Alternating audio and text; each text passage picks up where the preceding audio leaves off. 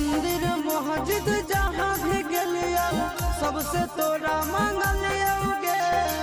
तोरा हम हंसलियो हरदम अपने भले कानलियोगे।